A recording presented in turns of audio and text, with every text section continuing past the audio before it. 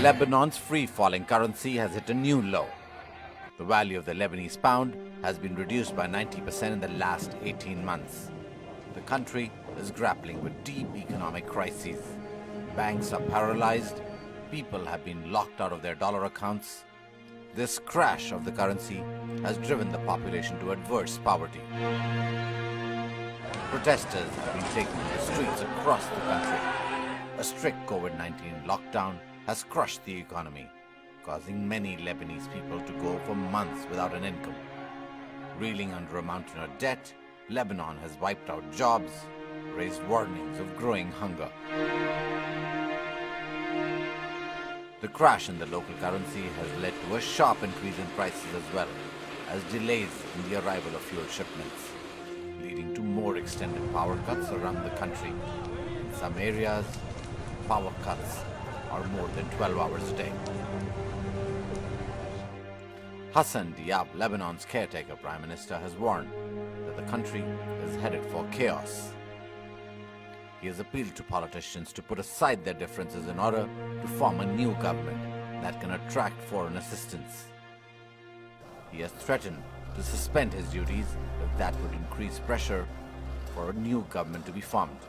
He gave a brief address to the nation as the currency continued its rapid collapse against the dollar, trading at one point at 10,500 Lebanese pounds on the black market for the first time in its history. Lebanon has been in desperate need of foreign currency. International donors will only offer financial help to the country if major reforms are implemented to fight widespread corruption, which has brought the nation to the brink of bankruptcy. Bureau Report, Democracy News Live, New Delhi.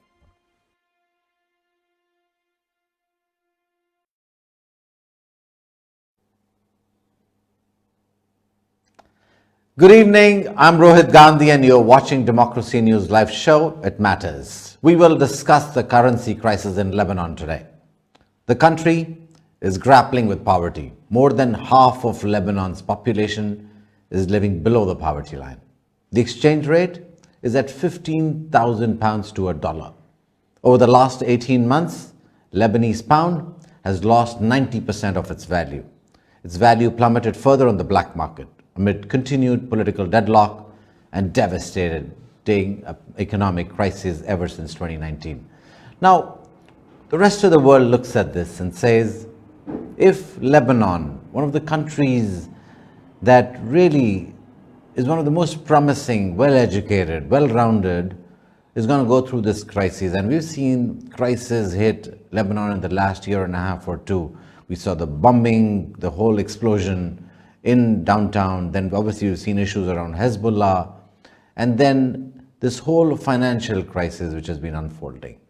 To discuss this, we're joined by Mohamad Faour. Mohamad, welcome to the show. He's a postdoctoral fellow at the University College Dublin, from which he holds a PhD in banking and finance. He's a frequent commentator on financial issues in Lebanon. Mohamad, welcome to the show. Let me start by asking you, when the rest of the world sees a news piece like Lebanon's in crisis, there is chaos, how is it outside on the street? Explain to me, is there physical chaos unfolding on the streets? Are people out protesting, or is it still business as usual? Hey, Rohit. Well, it's definitely not business as usual, quite far from it, actually. The situation here is quite gloomy. You could see it on the streets. As you very rightfully said, 90% of the people have, over 50% of the people have plunged into poverty as a result of the currency losing over 90% of its value. That has taken its toll on the people, and you could see it on the streets clearly. Protests are happening. You're finding roadblocks quite frequently right now. People blocking the roads, protest of the deteriorating economic situation that is taking its toll on their livelihoods. So add to that also the COVID-19 pandemic, which made an already terrible situation even worse as a result of lockdowns after lockdowns after lockdowns. So it's far from being business as usual. It's quite tragic, unfortunately. Sure. So the rest of the world looks at this and says, here is a country which was functioning all right. Then obviously in the last few years, there has been some issue around Hezbollah, and, a faction which a lot of people describe as freedom fighters, and that's the perspective. And then we saw this massive explosion last year, again, which, got everybody's, tentacles up. People said, what's going on? And today, when you begin hearing of a huge financial crisis, what's unfolding in Lebanon for it to get to this point? Okay, well, allow me first to correct you, if I may, regarding this notion that the country has been doing fine. There was this perception, albeit false perception, that it has been doing fine. And to make some sense out of it, allow me to zoom out a little bit and talk and give a little bit of background. So this crisis was inevitable. And it's the making of decades of crises that were accumulated, and time was bought to avert them, essentially, rather than address them. So it all goes back to what I consider to be the original sin. Lebanon's currency has been pegged to the dollar after a 15-year civil war in the 90s. So that peg essentially fixed the Lebanese pound at 1,500 pounds to the dollar since 1997 up until 2019, early 2019, where it started crumbling. Now pegs per se are usually sustained through sustainable foreign currency inflows into a country.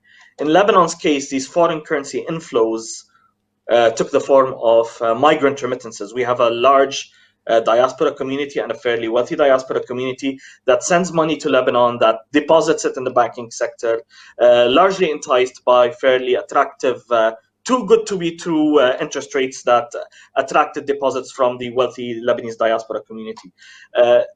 At the end of the day, deposits, unlike, say, foreign direct investment or export, are debt. These are someone else's money. They are depositors' money. And these deposits were in the banking sector, were subsequently deposited in the central bank, and in return for attractive interest rates. And the central bank basically depleted those deposits to finance imports at the 1,500 Lebanese pound to the dollar exchange rate. So basically, the seemingly good living standard relative to Lebanon's neighbors from the 1990s up until 2019 was essentially a credit-fueled consumption binge. It was a credit-fueled consumption binge merely because of the fact that the peg, which was the hallmark of this consumerist system, was financed through deposits, which at the end of the day are debt. They're someone else's money. And there was a point beyond which it would inevitably burst. And that's what precisely happened. There was a point beyond which trust in the financial system started dwindling, dollar inflow started slowing down, up until a point where they literally halted. Can you clarify this for me? Mohamad, when yes. I hear this from you, which means, let's say, I'm an expat living, or I'm a non-resident Lebanese living in Canada or the United States, and I kept sending money back to deposit in the bank because I was getting great interest rate, which means they exchanged my money into the Lebanese, and then they started giving me interest rates, which was pretty high. I kept taking that. No, they were actually depositing it in dollars, not in lira. They may have been depositing it in dollars, but was it getting converted into? Nope. The it was still staying in dollars. Okay. Yes, non-resident deposits are primarily in US dollars. Okay, and they would stay in dollars. Now, will those people be able to get their money back? Very unlikely. At least not in US dollars. So we would be fooling ourselves to believe that non-resident depositors will be able to get their money back, at least in US dollars. If anything, they might partially get their money back through an ever so depreciating local currency. So people's savings have been effectively wiped out as a result of this.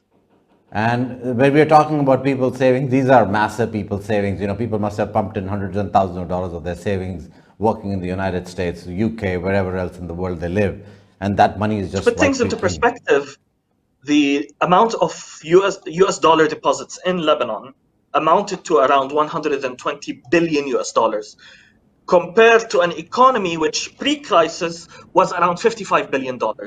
So that's a humongous amount of money relative to the GDP. This has absolutely taken a lot of people's money and it's been literally thrown away.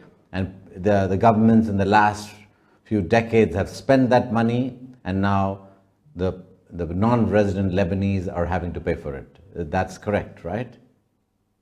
It's the non-resident Lebanese and the resident Lebanese, because the resident Lebanese at the end of the day are paying for it through a collapsing currency.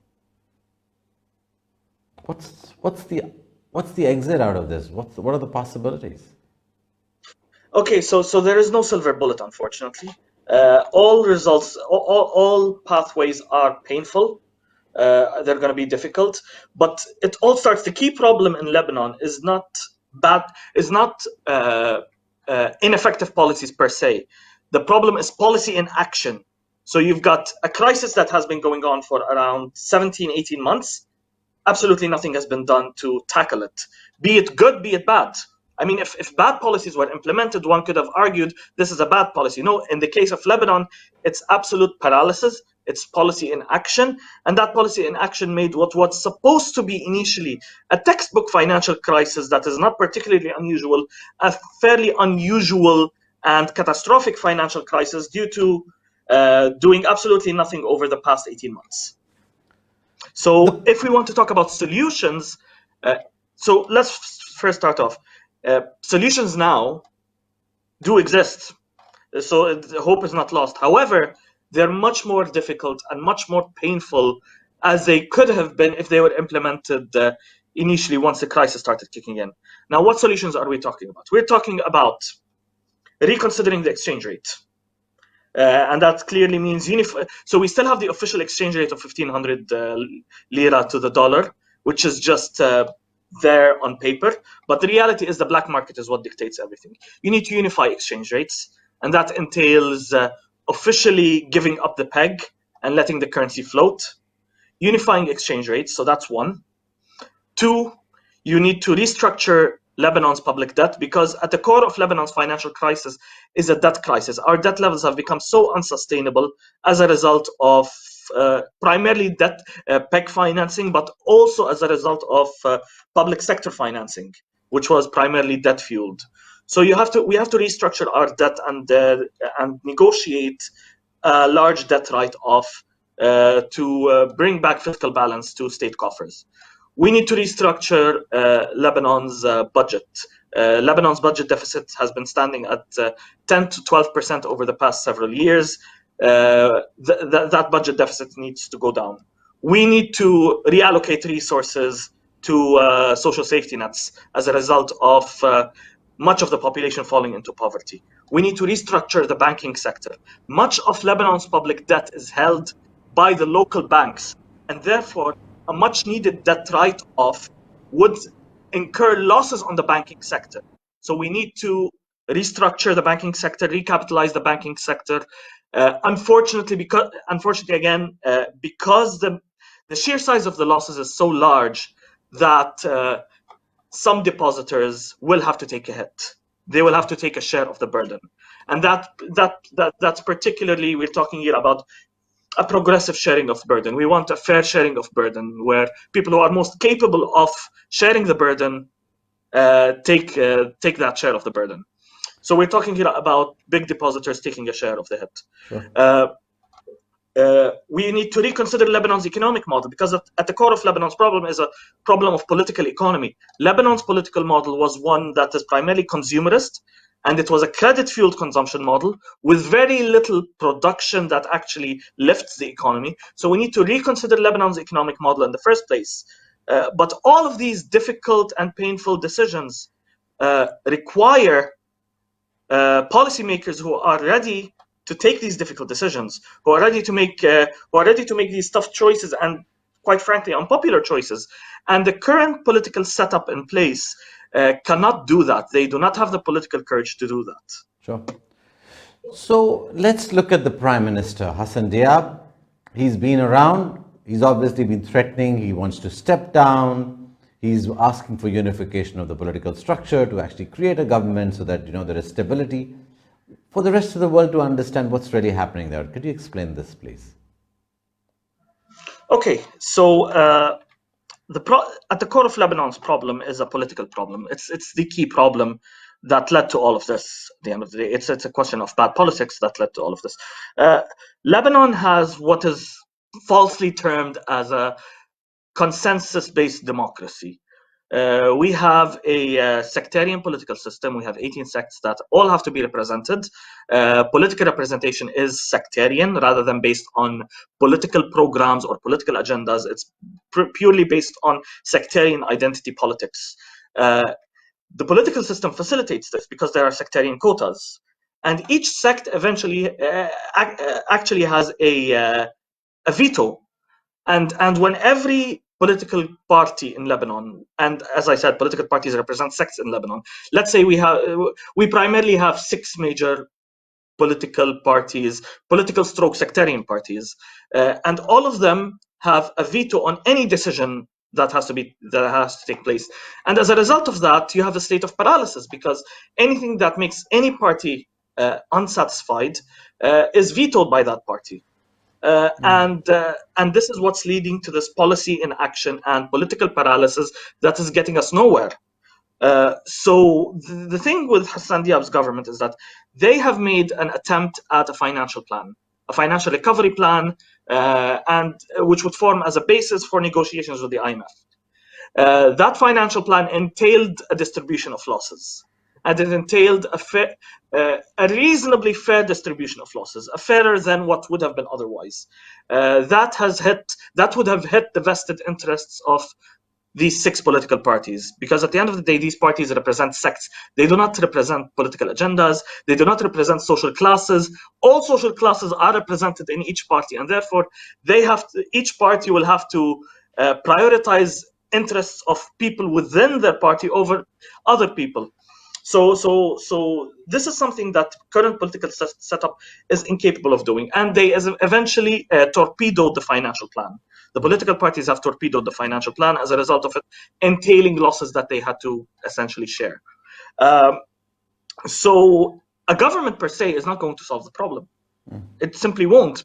As long as you have this situation where the 6 major political leaders can veto any decision, we're going nowhere, especially when time is of the essence in such a crisis.